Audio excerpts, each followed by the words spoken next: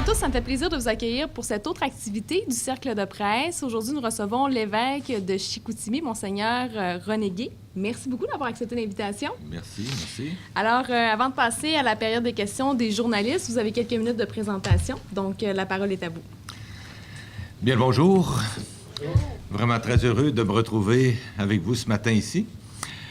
Ça a été une nomination surprise dans mon cas, parce que moi, j'étais déjà à Québec, au travail, et d'un moment à l'autre, on m'apprend que le pape François m'a nommé évêque de Chicoutimi. Fait que c'est toute une surprise, et ça change une vie. On me demande aussi parfois, hey, comment tu trouves ça? Bien, je suis heureux d'être au diocèse de Chicoutimi, puis je suis heureux de cheminer avec l'Église qui est au diocèse de Chicoutimi, les communautés chrétiennes, tout le personnel. Je dis en blague des fois, moi, je suis pas venu enterrer l'Église, là. Je suis venu apporter un petit peu de dynamisme, puis heureusement, je porte une espérance parce qu'il y a déjà beaucoup de monde qui travaille ici. Il y a déjà beaucoup de gens qui travaillent au diocèse de Chicoutimi. Je peux compter sur des collaborateurs prêtres. Il y en a plus de 35 qui sont encore en paroisse, actifs, qui assument des grosses responsabilités. Il y a Mario Desgagnés qui est ici ce matin, modérateur de l'unité Sud du Lac. Puis ils ont toujours des affaires du lac, hein, fait que là, c'est Sud du Lac. Il y a aussi l'abbé Denis Côté qui nous accompagne ce matin, qui est responsable diocésain de la liturgie, mais qui travaille aussi comme prêtre collaborateur dans l'équipe des Deux-Rives, unité pastorale des Deux-Rives Jonquière. J'ai avec moi aussi ce matin Mme Claudia Dallaire, qui s'occupe du volet jeunesse, jeune famille, mariage, conditions des femmes. Bon, fait que c'est tout du monde qui travaille. Mme Isabelle Lallaire, qui est là aussi ce matin, qui est chancelière au diocèse, agente de pastorale et qui fait du beau travail, qui a travaillé en paroisse longtemps. Donc, une collaboratrice précieuse. Mme Annie Côté, qui est maintenant ma secrétaire. L'abbé Jacques Bouchard, que plusieurs d'entre vous connaissent. Ça, c'est les personnes qui m'accompagnent ce matin. Mais sur le terrain, là, puis moi, j'ai fait le tour à date des 8 unités pastorales parce que je voulais commencer par rejoindre les gens sur le terrain, les écouter. Et je peux vous dire qu'il y a du monde qui travaille, puis que c'est intéressant, puis il y a de l'avenir. En tout cas, ça m'encourage beaucoup. Aussi, on a des projets, le 140e du diocèse cette année, hein? Le 3 décembre, à la fête de Saint-François-Xavier à la cathédrale, il y aura une célébration spéciale du 140e. Puis on va rappeler d'une manière spéciale les fondations du diocèse, mais aussi le personnage qu'a été et qu'est toujours, d'une certaine manière, Monseigneur Dominique Racine. Il est connu beaucoup par la rue Racine, la Racine, comme les jeunes disent, mais on va essayer de voir comment cet homme-là a apporté beaucoup à l'Église naissante au Saguenay-Lac-Saint-Jean. Donc, c'est une Église en marche, c'est une Église avec ses joies, c'est une Église avec ses défis, parce qu'il ne faut pas se le cacher, c'est une Église qui est dans le monde d'aujourd'hui, dans la culture d'aujourd'hui, c'est une Église qui avance, qui chemine. Fait que c'est cette Église-là que moi j'accompagne. Donc, je ne vais pas prolonger plus que ça, parce que je l'avais menacé que j'allais parler 58 minutes, puis il y aurait 2 minutes de questions, mais là, j'ai changé d'idée. Vous avez changé, ouf. Donc, moi, je suis prêt à dialoguer, à répondre à certaines questions, à vos questions, puis bien, tout bonnement. Alors, pour les journalistes, si vous avez des questions, peut-être allez juste derrière le micro en arrière. Donc, on va commencer avec Denis Lapierre de Radio-Canada. Monseigneur Guay, vous avez parlé de l'Église qui chemine, mais là, un méchant boulet au pied, l'Église, concernant les scandales de pédophilie. On a vu dans le monde des réactions récentes au Chili, par exemple, où les évêques ont démissionné de façon massive pour un cas de pédophilie, en fait, perpétré par un père. Et qui ont remis donc leur démission au pape François. En Australie aussi, où il y a eu des questions comme celle-là, l'archevêque qui s'est mis en retrait de la vie religieuse en attendant que les questions se règlent. Ici, on n'a pas vu ça. Il y a eu quelques cas. Il y en a un ici dans la région qui est sans doute un des plus importants scandales pédophiles en Amérique du Nord, avec 40 victimes alléguées, reconnues par la loi, 80 qui poursuivent. On a l'impression qu'on n'a pas entendu les évêques là-dessus. On ne vous a pas entendu là-dessus. Il n'y a pas eu de demande de pardon là-dessus. Qu'en est-il exactement? Qu'en est-il? Comme vous le savez sans doute, on est en processus judiciaire. On a un recours collectif qui est après nous. Donc, tout le temps de ce dialogue, de cet échange, de ce travail pour trouver une solution, bien, on ne peut pas nécessairement se prononcer publiquement puis faire des grandes manifestations. Ça viendra probablement un jour. Moi, je voudrais dire ce matin, par exemple, ce qui est important, c'est que je dénonce carrément tous les gestes posés de cet ordre-là dans le passé, carrément. Et une bonne partie de mon travail, depuis que j'ai été nommé, une bonne partie de mon travail, c'est d'essayer de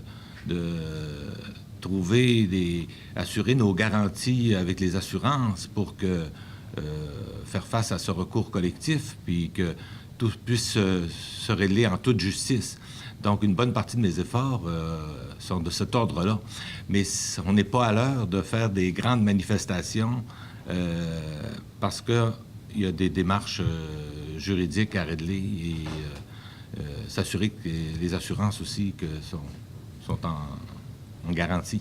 Bien, l'Église se fait, j'allais dire, dicter sa marche à suivre par des avocats, c'est ce qu'on comprend? Bien, non. C'est... vous dites, on n'a pas entendu rien. Il y a au moins l'archevêque de Gatineau qui s'est prononcé il y a quelques semaines, qui a été interviewé, qui s'est prononcé carrément pour dénoncer ces situations qui font la gêne de l'Église. Il ne faut pas se le cacher, là. C'est pas heureux. Mais tous nos efforts actuellement sont pour vraiment trouver une manière de solutionner en toute justice cette question-là. Mais en toute solidarité avec les personnes qui souffrent. Pouvez-vous me dire quel est l'état de la religion dans la région? Vous êtes arrivé il y a quelques mois, vous étiez à Québec, vous avez eu le temps un peu de voir prendre le pouls, parce qu'on sait ici, bon, il y a des églises qui ferment, peut-être les églises se vident. Donc, quel est le constat que vous faites présentement de la religion ici au Saguenay-Lac-Saint-Jean? Le constat, bien, notre Église diocésaine, nos communautés chrétiennes, les mouvements, ça ressemble à ce qui se passe un peu partout au Québec, là. Ça, c'est parce que les évêques, on se parle, on participe à des rencontres ensemble. Au mois de mars, on a eu une semaine l'Assemblée plénière des évêques. C'est sûr qu'on échange beaucoup ensemble. Par rapport à la situation de l'Église au diocèse de Chicoutimi, c'est sûr que c'est un modèle d'Église qui est en transformation. L'Église, au cours des ans, au cours des siècles, a toujours cherché à essayer de s'adapter à la culture, parce que la mission de l'Église, c'est d'annoncer l'Évangile, de faire connaître Jésus, mais c'est toujours dans une culture qui est en transformation, une culture qui évolue. Donc, l'Église doit être constamment en recherche d'adaptation pour annoncer Jésus-Christ dans la culture actuelle. C'est vrai, vous mentionnez, il y a des églises qui ferment, mais le 20 février, on a eu le lancement de la session pastorale et j'avais une prise de parole et j'ai dit aux gens qui étaient là, c'était le personnel, les bénévoles de nos paroisses, des gens engagés. Vous savez, on a plus de 1500 bénévoles encore qui travaillent au service de l'Église diocésaine, des gens vraiment engagés. J'aime même pas ça parler de bénévoles parce qu'ils le font en raison de leur baptême. Puis le baptême, c'est pas du bénévolat, c'est un engagement à la suite du Christ. Mais j'avais dit à l'occasion de cette session-là, j'ai dit, les circonstances, c'est malheureux, mais pour toutes les raisons que vous connaissez, parfois, il faut prendre des décisions une communauté chrétienne, une fabrique peut décider que le moment est arrivé de fermer l'Église. Et moi, j'ai dit aux gens qui étaient là, mais moi, mon choix à moi, si on est obligé de fermer l'Église, on peut vraiment s'assurer que la communauté va vivre, que la communauté va survivre, que la communauté va être accompagnée, que la communauté va continuer de s'engager et de se multiplier. Donc, l'Église, c'est pas le bâtiment. On pourrait, j'espère qu'on n'en arrivera pas là, mais on pourrait, en cours de route, perdre beaucoup de nos bâtiments, mais c'est pas le principal. L'Église, ce sont les communautés vivantes, ce sont les gens qui s'engagent. Donc, mais on n'en est pas là de fermer les églises à tour de bras, là. C'est des communautés qui, à un moment donné, en arrivent là. Mais, vous voyez, Saint-Jean-Eudes a terminé dimanche dernier, ont désacralisé le 20 mai leur église, mais la communauté va continuer de s'assembler. Il y a un local prévu. Donc, l'Église va continuer à être vivante de la communauté. Fait qu'il ne faut pas résumer la vie de l'Église à des édifices qui sont importants, puis qu'on aimerait tous garder si c'était possible, mais l'essentiel, puis la mission de l'Église, c'est pas de sauver des bâtiments, c'est de s'assurer que l'Évangile soit annoncé, puis que Jésus-Christ soit connu, puis que la communauté vive. Mais on va tout faire pour aider les communautés aussi. Prochaine question, M. Bertrand Tremblay, peut-être juste aller derrière le micro pour poser votre question. Monseigneur Gay, Oui. le lendemain de votre élévation à l'épiscopat, vous avez dit que vous prendriez quelque temps pour consulter les gens avant de vous prononcer. Qu'est-ce qu'ils vous ont dit depuis février, ces gens-là? Merci beaucoup, M. Tremblay. C'est vrai que j'ai consulté dans le sens que je suis allé rencontrer au moins le personnel et les bénévoles et toutes les personnes engagées dans les grandes unités pastorales. Il y en a 8 dans le diocèse, donc j'ai terminé la tournée avec l'unité pastorale je me rappelle jamais, là, Dolbeau, Grande-Rivière. Les 2 rives, Grande-Rivière, il faut que je me démêle encore. Et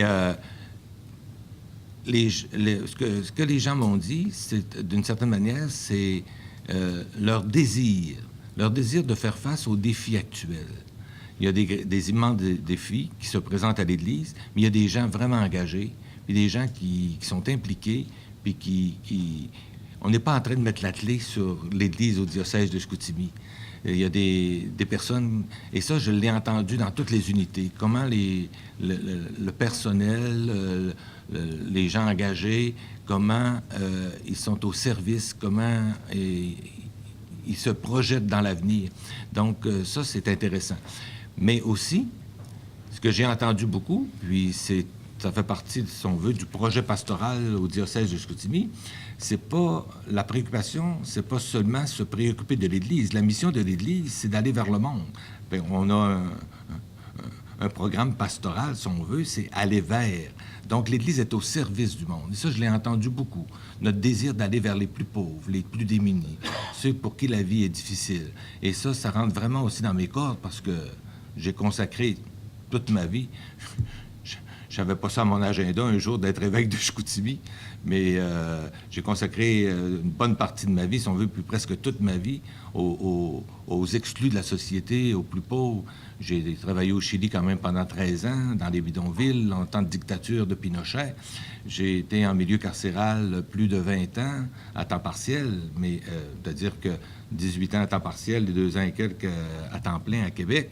Donc, il y a ce souci dans notre Église diocésaine de prendre soin des personnes plus vulnérables, plus petits, les pauvres. Et ça fait partie vraiment de la mission de l'Église. Et ça, je l'ai entendu, et les gens, il y a des exemples concrets, des personnes engagées et de groupes qui se dédient à ça.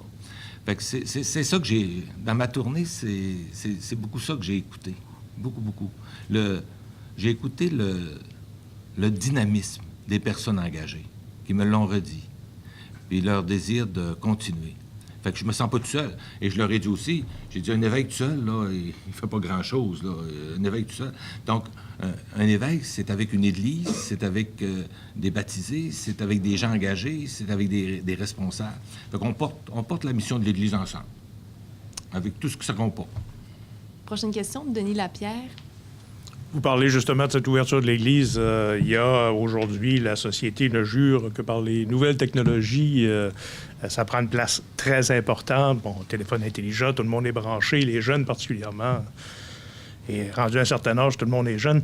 La question est, est-ce que l'Église a des plans, ce chapitre-là? Est-ce que cette technologie-là est intégrée dans cette volonté, justement, de livrer le message et de demeurer présente dans la société? Est-ce que ça fait partie des éléments d'approche, là? Oui, c'est sûr et certain. Puis, c'est déjà présent dans plusieurs diocèses. Tous ces moyens, ces nouvelles technologies au service de l'évangélisation. Et aussi au diocèse, c'est déjà présent, mais ça va augmenter parce que, vous avez peut-être vu passer, dernièrement, j'ai nommé, après consultation, l'abbé Jean Gagné, qui va être responsable des communications. Et c'est dans cette perspective-là, exactement dans la perspective que vous nommez, être sur les réseaux sociaux, être présent, présentés d'avance, que ce soit par des cours vidéo, les événements qui s'annoncent. Déjà, le lancement, je vois seulement à Québec, le lancement de l'année pastorale est déjà sur Facebook, parce que l'archevêque de Québec, le cardinal Lacroix, déjà invite les gens. Donc, puis on est en collaboration aussi avec Québec, donc on va miser là-dessus beaucoup, c'est sûr et certain. Vous, avez-vous un compte Facebook, Twitter, oui, Snapchat? Oui. Je suis sur Facebook. Je suis sur Facebook, puis j'ai de la misère à me coucher des fois le soir parce que les gens veulent rentrer en dialogue. Ils disent c'est rare qu'on peut jaser avec un évêque sur Facebook. Puis là, des fois, le Facebook, c'est quasiment le monde entier là, qui rentre dans ta chambre. Hein? Fait que là, je suis obligé de leur dire, regardez, il est 11 heures, là, je pourrais-tu terminer la conversation? Mais parce que en plus... Comme j'ai travaillé 13 ans au Chili, il y a beaucoup de gens qui me connaissent, l'Église d'Amérique latine. Donc, aussitôt que j'allume Facebook, ça apparaît. Fait que là, bonsoir, on peut-tu jaser? Salut. L'autre, il m'appelle en direct du Chili. Mais ça fait partie du ministère de l'évêque, puis aussi du service que l'Église doit rendre aujourd'hui. Et là-dessus, on a des pas à faire encore, puis on va les faire. Tant qu'à être là, vous l'avez évoqué 2 fois, de votre expérience au Chili, oui. qui est bien connue, puis je vous en parlais tout à l'heure de cette histoire. Est-ce que vous avez des contacts? Est-ce qu'il y a des discussions, ce chapitre-là, avec les évêques là-bas? Oui. Puis, vous voyez, toute la question que vous mentionniez tout à l'heure par rapport à la situation du Chili, bien moi, je la suis presque en direct et presque à tous les 2 soirs avec un ou l'autre des gens que je connais là-bas, avec qui j'ai travaillé, parce que au moins la moitié de la conférence épiscopale du Chili, parmi les plus âgés, je les connais très bien. Je les connais très bien parce que je travaillais à Santiago. Donc, je connais la situation. C'est malheureux, là. C'est vraiment malheureux. Puis, je pense que le pape François est en train de voir comment on peut vraiment régler cette situation-là pour le mieux. Est-ce que vos homologues chiliens ont fait le bon choix en agissant comme ils l'ont fait, c'est-à-dire en remettant leur démission en bloc? Bien, moi, je crois dans les circonstances que c'est un bon choix. C'est un choix de conférence épiscopale. Ce sont les évêques ensemble avant, ne sont pas arrivés à Rome, dire on n'est pas préparé, on vient voir le pape, puis on ne sait pas ce qu'on va y dire, on ne sait pas ce que... Non, il y a eu des échanges avant, puis... et je pense que c'est comme conférence épiscopale qu'ils ont pris cette décision-là. Ils n'ont pas démissionné. Dans les journaux, ça a apparu comme c'était une démission. Ils ont remis leur responsabilité pastorale au pape en disant au pape, vous pouvez maintenant faire ce que vous voulez. Nous, on accepte votre décision. Mais ils sont tous au travail, là. Parce que mes dernières communications, il n'y avait aucun chômeur parmi l'épiscopat là-bas. De toute façon, un évêque, ça ne se remplace pas comme ça, vous savez. Pardon? Il dit un évêque, ça ne se remplace pas comme ça, là. Vous le savez vous-même. Bien, je ne sais pas trop. Je ne sais pas trop parce que moi j'étais à l'établissement de détention de Québec, puis je ne m'occupais pas beaucoup de ce qui se passait ici, là, comme... future nomination au diocèse de Chicoutimi. Fait que j'étais pas dans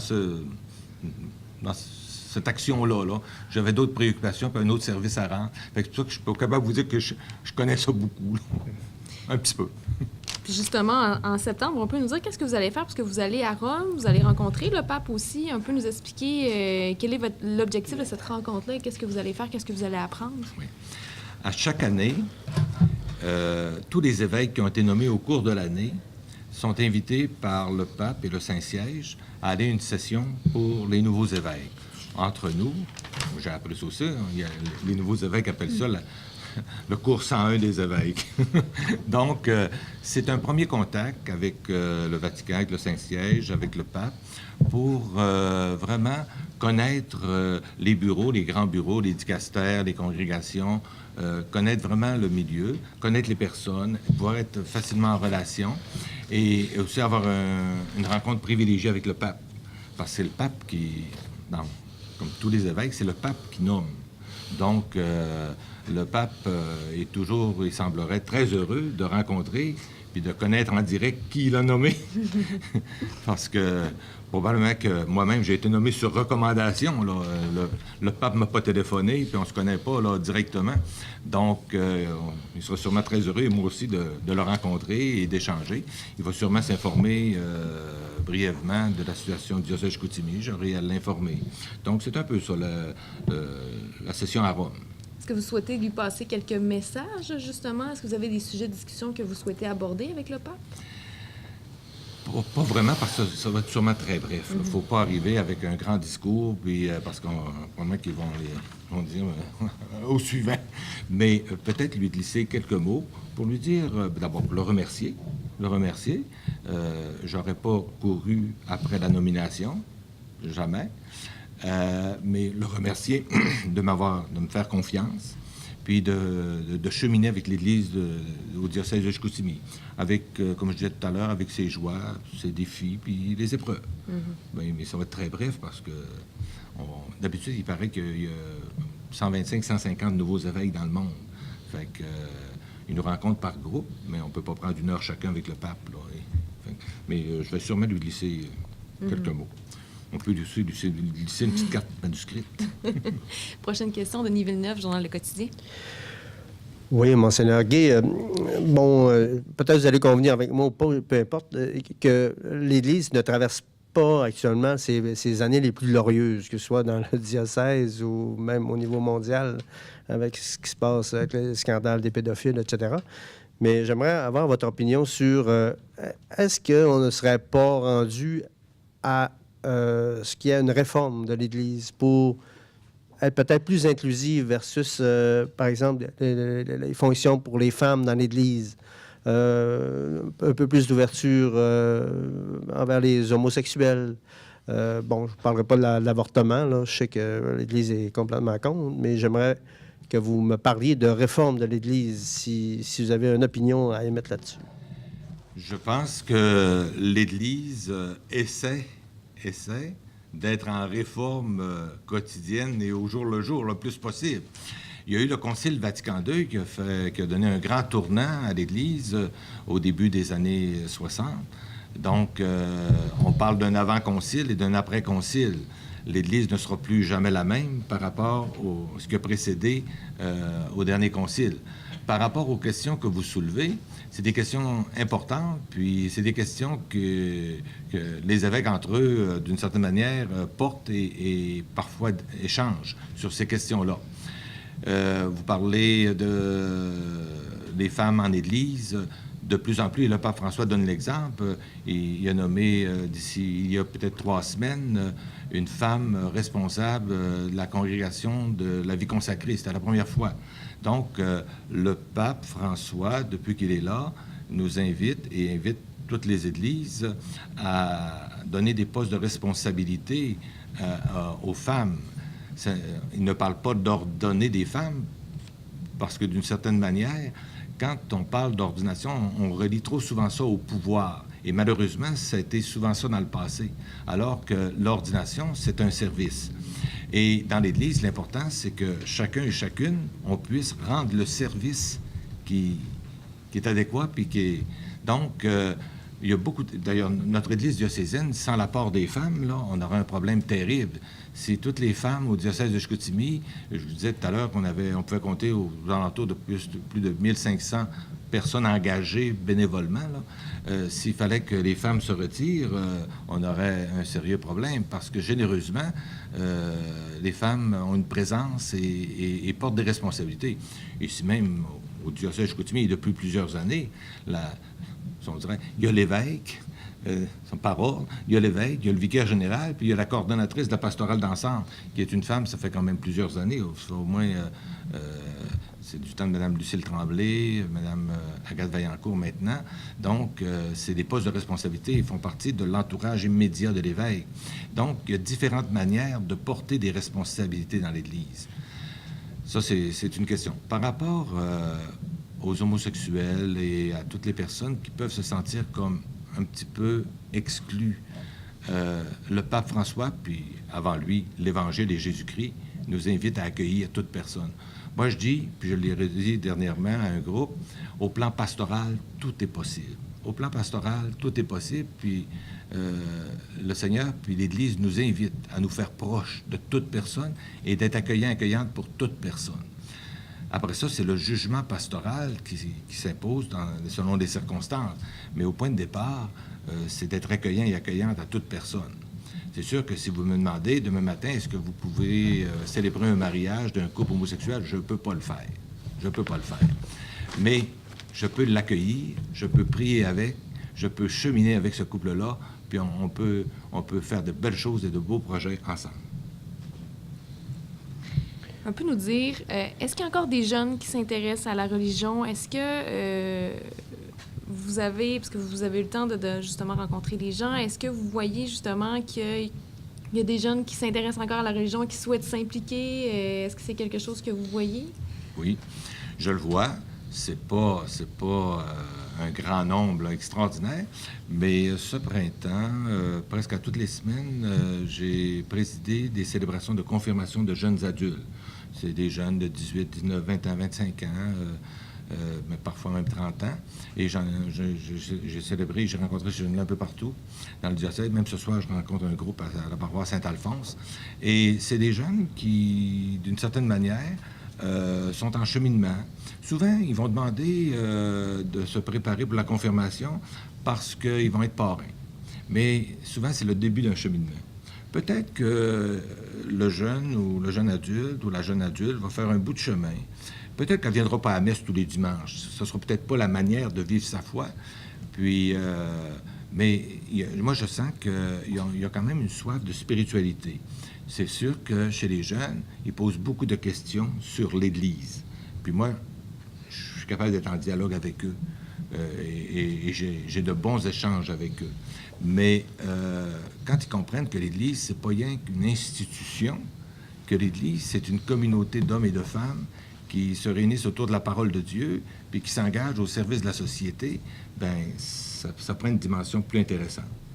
Est-ce que le baptême, mariage est encore... vous sentez qu'il y a encore une importance pour ça? Oui. Ça diminue. La population diminue aussi. Mais les gens souvent demandent encore le baptême pour leurs enfants et les jeunes couples, entre autres. Et on essaie de bien les accueillir, de cheminer avec eux. Puis... comme dit le pape François, on évite le prosélytisme, là, c'est un grand mot, là, pour dire, en faire vraiment des catholiques acharnés à tout prix, là, mais vraiment être accueillant, cheminer avec eux, puis que peu à peu, la personne de Jésus et l'Évangile prennent du sens dans leur vie. Prochaine question, Denis Lapierre. Vous avez abordé tout à l'heure la question de Vatican II. Depuis Vatican II, il y a eu plusieurs vagues qui ont fait en sorte qu'il y a des gens qui ont délaissé l'Église, malgré l'effort qui avait été fait à cette époque-là, justement, pour endiguer ce mouvement qui était déjà amorcé, j'allais dire, depuis le début du 20e siècle. Là. Et tout le reste. Donc, maintenant, il y a beaucoup de gens qui ont délaissé. Il y a des gens qui ont de la rancœur vis-à-vis de l'Église actuellement. Des gens qui, en tout cas, pour en avoir entendu plusieurs, n'ont pas l'intention de revenir et ne voient pas comment l'Église pourrait les convaincre de revenir au sein de l'institution. Est-ce que vous croyez, est-ce qu'il faut, comme à une certaine époque, justement, vous l'avez dit, de faire preuve de prosélytisme et d'aller chercher tout le monde, ou il faut y aller de façon ciblée? Quelle est l'option de l'Église face à ce désengagement-là qui est marqué, là, je veux dire? C'est surtout pas par prosélytisme, là, vouloir poursuivre le monde, leur imposer, absolument pas, mais plutôt par attraction. Puis, vous savez, dans l'expérience chrétienne, c'est des témoins qui attirent. C'est des personnes qui ont fait une rencontre avec Jésus-Christ, qui en vivent et qui sont vraiment au service des autres, et c'est des témoins. Donc, si ensemble, nous qui sommes déjà engagés en Église, si nous sommes de bons témoins, ça peut avoir une force d'attraction.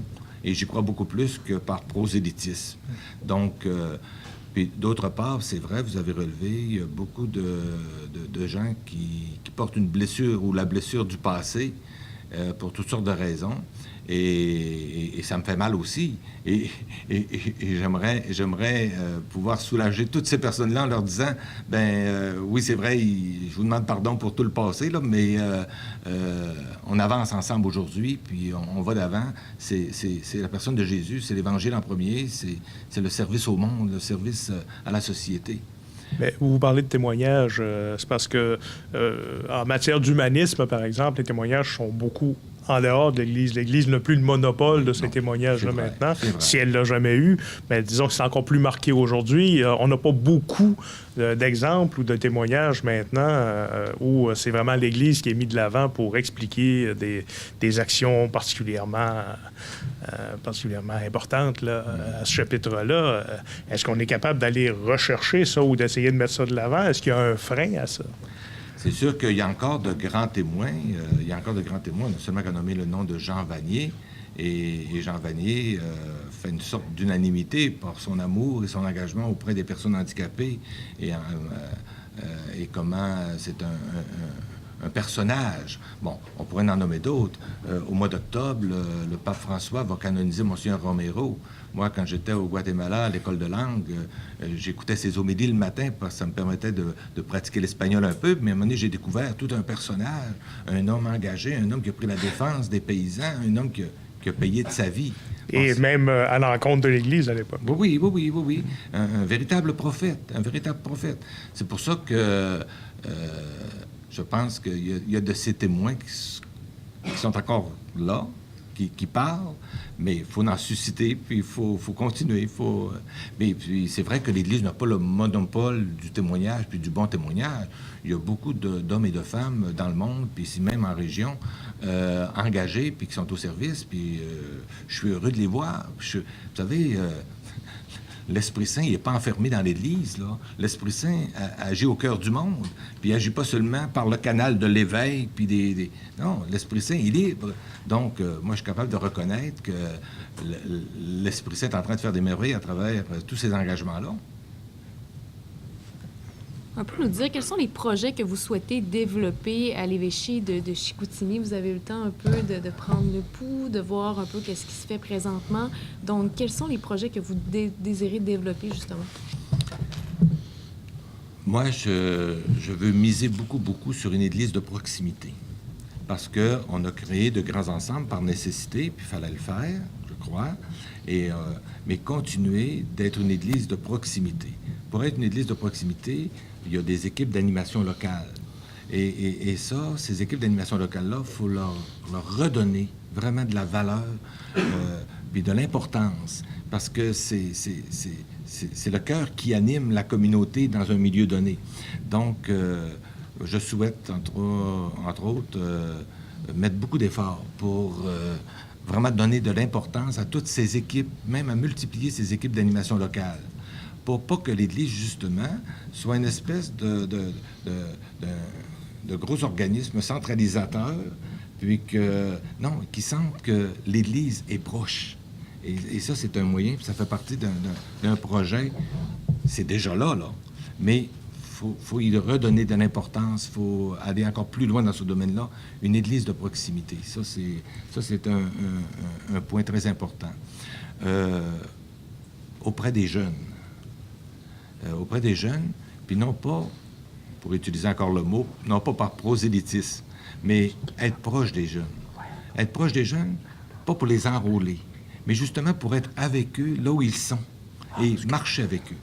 Puis peut-être dans cette marche-là, dans ce cheminement-là, qu'on puisse jaser puis être proche.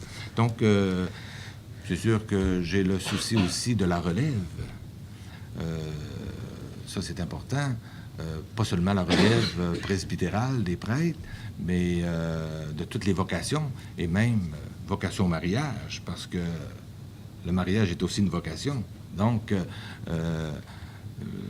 toute forme de relève aussi auprès des agents de pastoral.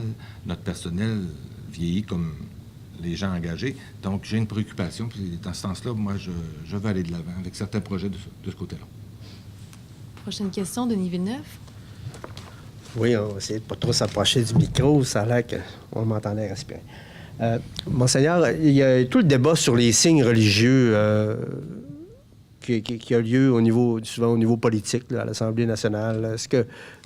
Quel est votre quand vous regardez ça de l'extérieur, comme homme d'Église, c'est quoi votre opinion sur le fait qu'on discute du port de différents vêtements par des gens de différentes religions, là, donc c'est sûr que c'est des signes qui sont religieux, naturellement, mais vous, comme homme d'Église? Bon, il y a de ces signes religieux qui sont là réellement, mais c'est toujours une question extrêmement délicate parce que c'est une question émotive. Donc, à la moindre mauvaise phrase, on peut faire éclater un problème terrible. Donc, moi, je crois beaucoup, d'une certaine manière, à la laïcité, parce qu'il y a des espaces de laïcité, puis il faut les respecter, puis ça ne veut pas dire que tout doit se faire en cachette, puis à l'intérieur des églises, puis parce que certains prônent une laïcité vraiment fermée, dans le sens que moi, comme évêque, me présenter aujourd'hui ici avec un col romain et une croix dans le cou, je serais quasiment emprisonnable, là, parce que... mais une laïcité qui soit ouverte, puis qui soit en dialogue, puis... donc, moi, c'est dans le respect, hein. C'est vraiment le respect. Le respect de toute personne, mais pas imposé nécessairement au nom de la foi, au nom de ma religion, au nom... Moi, je me vois pas comme... Je me voyais pas comme évêque non plus. Et dans les milieux où j'ai travaillé, je me suis jamais vu comme quelqu'un qui venait imposer Jésus-Christ, qui venait imposer des manières. Non. Ma manière d'être prêtre, d'être évêque, ça a toujours été d'essayer d'être proche, d'être à l'écoute, de faire un bout de chemin ensemble, puis de dialoguer. Prochaine question, Bertrand Tremblay. Peut-être vous rendre au micro. Monseigneur Guy, j'ai visionné ces derniers jours des grands reportages à la télévision, je pense que c'est Radio-Canada, sur la mafia, les relations entre l'Église et la mafia, en fait, toute la situation de l'Église en Italie. J'ai jugé les Italiens très courageux de vivre entre deux feux, comme ça, avec la mafia, puis la justice qui n'existe presque plus. L'Église s'est déjà prononcée. Je pense que Jean-Paul II avait condamné la mafia. C'était une des premières fois. Est-ce que l'Église devrait de nouveau repenser cette influence de la mafia dans l'Église et dans le monde à l'heure actuelle, mais surtout auprès de l'Église, là?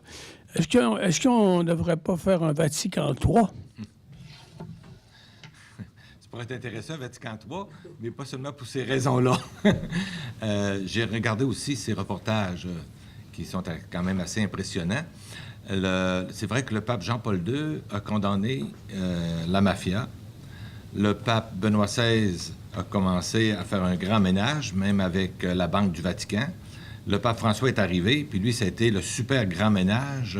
Actuellement, la Banque du Vatican a des notes vraiment positives, des grandes entreprises qui observent les mouvements bancaires. Et j'ai regardé le dernier rapport et était extrêmement positif. Le pape François est allé encore plus loin que Jean-Paul II et que Benoît XVI. Il a excommunié.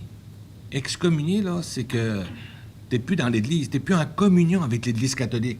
Donc, tous les chefs et tous ceux et celles qui participent à des actes de la mafia sont excommuniés. Et là, le pape François, cette semaine, va en Sicile, là, et il y aura sûrement encore une parole assez directe. C'est pour dire que, vous savez, ces organisations-là s'infiltrent doucement et ils apparaissent pas en premier. Ils n'arrivent pas avec leur carte de la mafia, là. C'est des contacts, c'est des personnes, c'est des chefs d'entreprise, c'est des organismes. C'est de même que ça a réussi dans le passé à s'infiltrer. Et ça demande une vigilance constante et incroyable. Et là-dessus, le pape François, il est impitoyable, c'est l'excommunication.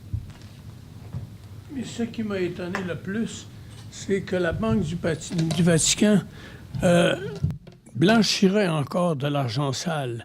C'est ce loin qu'on a laissé... Dans le reportage, oui, oui, mais pas dans le dernier rapport. Non? Non. Ça s'est redressé, ça? C'est sûr et certain. Bon. Tous les comptes de la Banque du Vatican ont été relevés et je pense qu'il y a eu 15 000 comptes de fermés. Pas parce qu'ils étaient tous mafiosos, mais parce que souvent, il avait donné des autorisations à quelqu'un qui travaillait au Vatican d'ouvrir un compte, puis tout ça, mais au cas où, on l'a fermé. Donc, dans les derniers rapports, selon les informations que j'ai, ce trafic-là n'existerait plus. Haute surveillance. Mais dans le reportage, on laissait entendre des choses. Oui. Oui. J'ai écouté la même chose. J'ai vu la même chose. Vous disiez tantôt que vous aviez un souci de la relève. On le sait, on est dans une période difficile pour ce qui est du recrutement. Pour les églises, ça va être encore plus difficile. Un peu nous dire comment vous voyez ça, justement, pour remplacer les prêtres qui partent, pour remplacer le personnel, justement, qui travaille dans les églises? Bien, je pense que c'est relié beaucoup à cet effort pour être une Église encore plus proche. Et pour moi, c'est sûr que si on est à une trop grande distance des jeunes adultes, il y a peu d'occasions. Et je pense qu'il faut se donner tous les moyens pour être en dialogue, en proximité, et c'est ça qui, d'une certaine manière. Mais la crise de l'engagement, c'est pas seulement dans l'Église, là. C'est dans beaucoup de domaines. J'ose avec des organismes, puis ils me disent, on a de la misère aussi à recruter des bénévoles. Comment vous faites, vous autres? C'est pas simple, là. Mais il y a des efforts à faire. Moi, j'ai commencé avec, entre autres, les personnes qui travaillent, les collaborateurs et collaboratrices qui sont proches. On a commencé déjà à en jaser, à en parler, mais moi, j'aimerais établir un plan d'action assez précis pour que, pas seulement parler de proximité, mais de voir comment on peut peut-être susciter de l'engagement sur la part de jeunes adultes. C'est un défi. Et lorsque vous avez été nommé, vous disiez vous souhaitez être un évêque plus accessible, finalement. De quelle façon vous comptez réaliser ça, d'être plus accessible, ouvert sur les gens, que les gens puissent, justement, avoir accès à vous facilement? C'est une belle question. Belle question. Je vais vous donner... C'était spontané. Le lendemain de ma nomination comme évêque... j'avais été invité pour... je savais pas que je serais évêque, mais j'avais été invité, mais j'avais été que je pouvais pas y aller parce que j'étais à Québec. J'avais été invité pour une messe anniversaire à la paroisse Notre-Dame à Robertval. Mais le lendemain de ma nomination, sans avertir personne, je suis parti. Puis comme il neigeait un peu, je suis arrivé avec à peu près 5-6 minutes de retard. Là, parce que je rentre dans l'église, je rentre pas dans l'église, ils savent pas que j'arrive, n'importe quoi. Puis je suis rentré ma petite valise, puis dans le dernier banc en arrière, je me suis habillé, puis je suis passé, puis je suis allé m'asseoir. Puis là, les gens ont bien vu que, c'est le monsieur qui a sorti à la TV hier soir, ça, OK. Puis à la fin, on m'a demandé de prendre la parole. Pour moi, c'est un... Parce que là, c'était des membres de ma famille qui célébraient une messe anniversaire, des cousins, mais c'était une manière de me faire proche de ma famille, mais aussi de la grande famille qu'est le diocèse de Chicoutimi, par ce biais-là.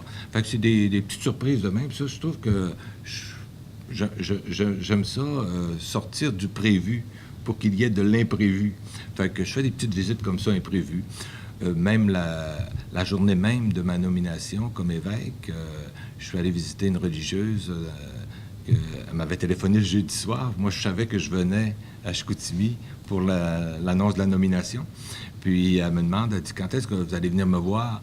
J'ai dit, la prochaine fois que je vais à Chicoutimi, j'ai dit, je vais sûrement aller vous voir. Et le samedi après-midi, je suis allé cogner à sa porte. Toutes les religieux de la communauté n'en revenaient pas. C'était le matin de la nomination. Ils ont dit, on vous attendait pas, on savait pas.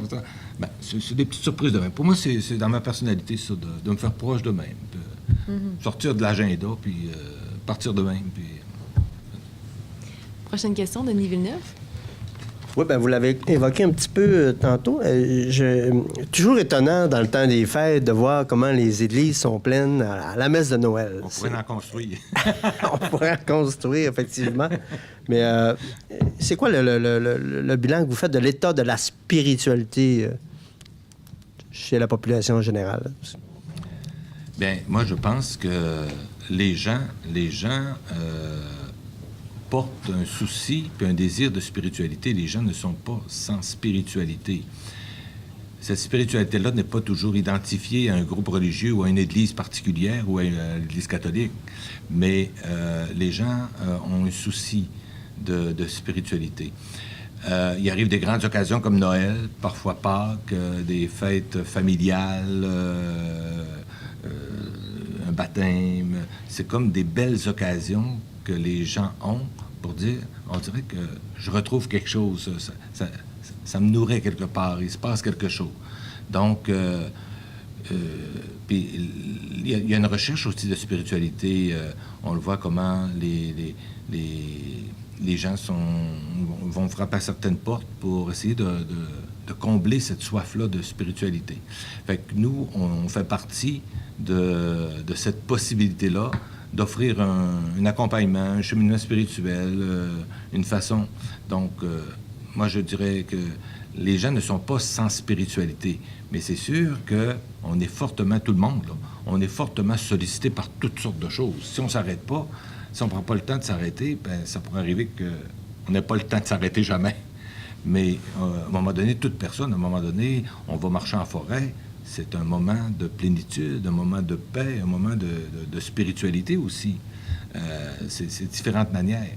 Donc, c'est pour ça que je ne dis pas que les gens sont sans spiritualité, même s'ils ne viennent pas à l'Église.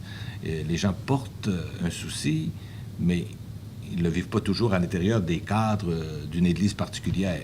Par contre, il y a beaucoup de gens qui sont engagés en Église puis qui vivent profondément leur spiritualité en lien avec la foi chrétienne et avec leur baptême. C'est un peu ce que je dirais. Prochaine question, Bertrand Tremblay. Alors, Monseigneur, à vous voir aussi serein, malgré tous les problèmes de l'Église contemporaine, il semble que le pape vous a choisi à son image. Comment trouvez-vous autant de raisons d'être serein, d'être confiant, quand on voit aussi comment expliquer l'hostilité de gens qui sont libres de pratiquer, qui sont libres de croire, ça puis qui détruisent des cimetières, qui font toutes sortes de dégâts. Comment expliquez-vous ça, cette hostilité de certains gens?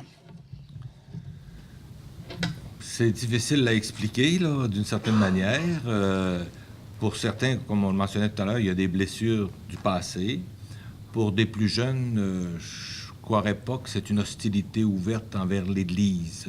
C'est plus souvent une indifférence ou une non-connaissance, pour une certaine part. S'il y a des actes de vandalisme quelque part, c'est pas nécessairement contre l'Église. Par contre, vous avez parlé de ma sérénité.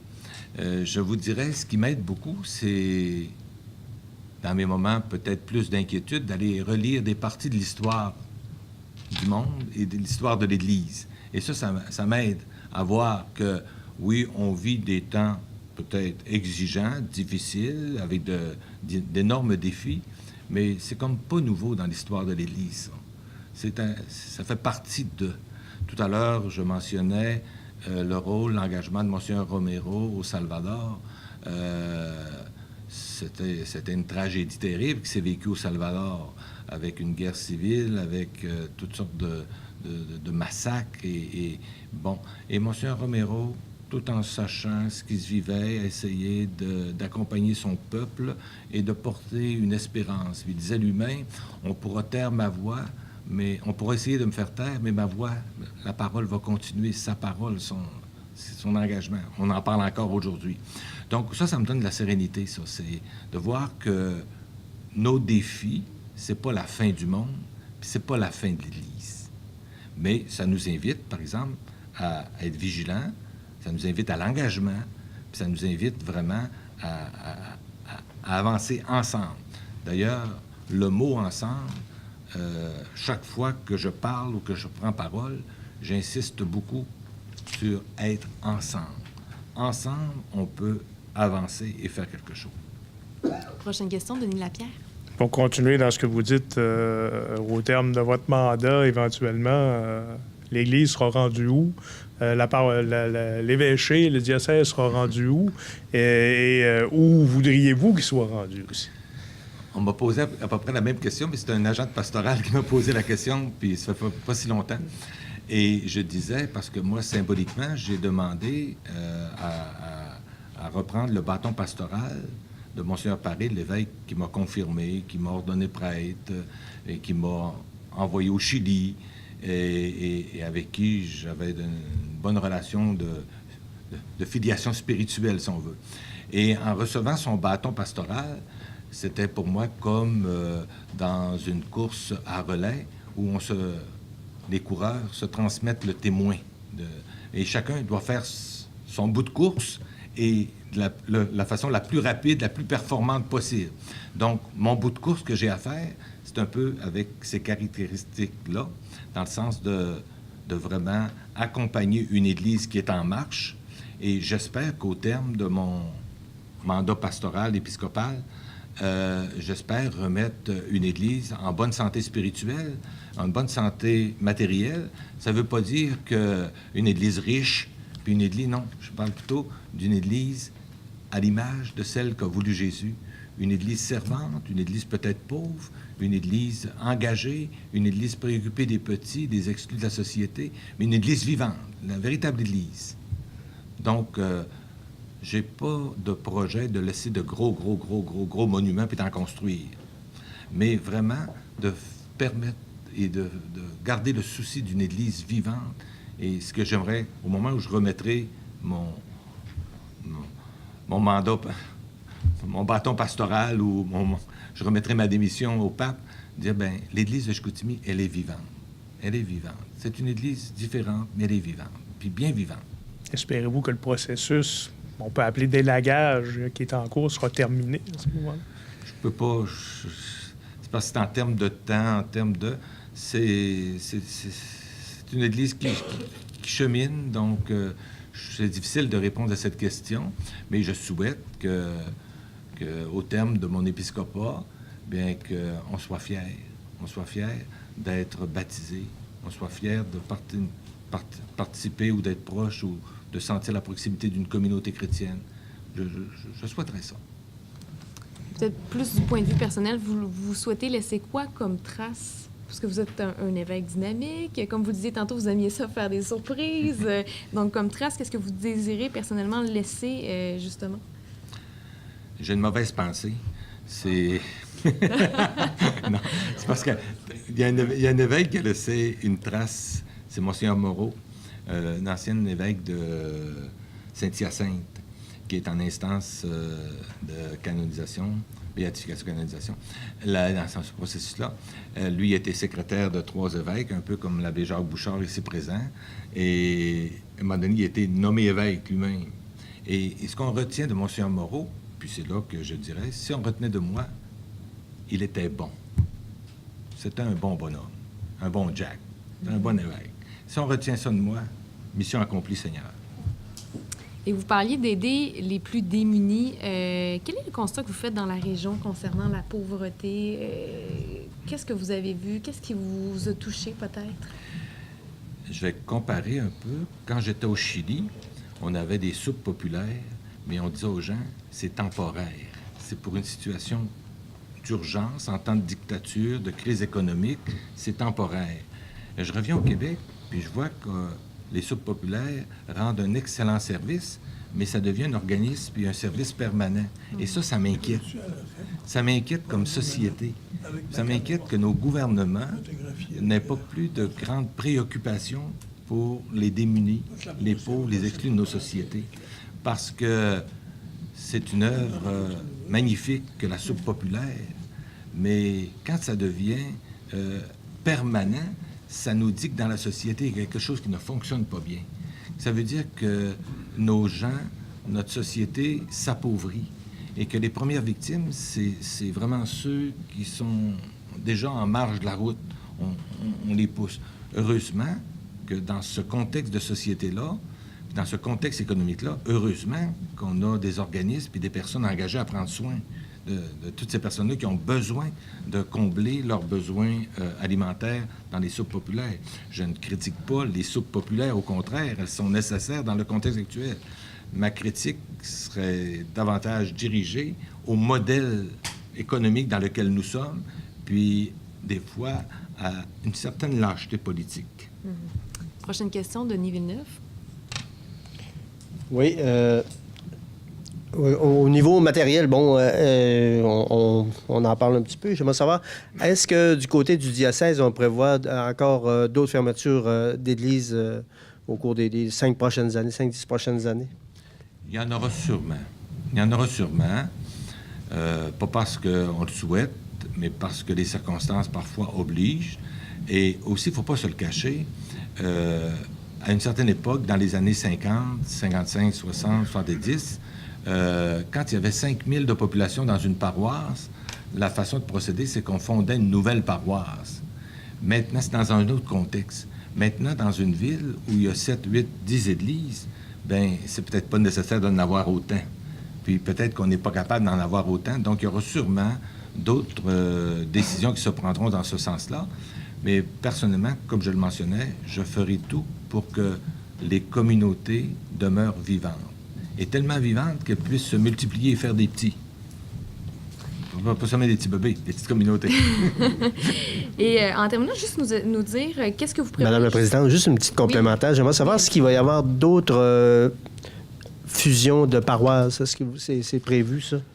Probablement que dans l'avenir, il y en aura, par nécessité, parce qu'il y a des fabriques, possiblement, qui vont le processus qui se vit, qui s'est vécu au diocèse de Québec, où j'ai été présent ces dernières années, c'est dans ce sens-là aussi. Mais c'est par nécessité, à un moment donné, que les fabriques s'unissent. Ça pourrait arriver. Nous expliquer justement, c'est le 140e anniversaire, vous disiez, oui. cette année du diocèse. Qu'est-ce qu'on prévoit comme célébration pour justement souligner cet anniversaire?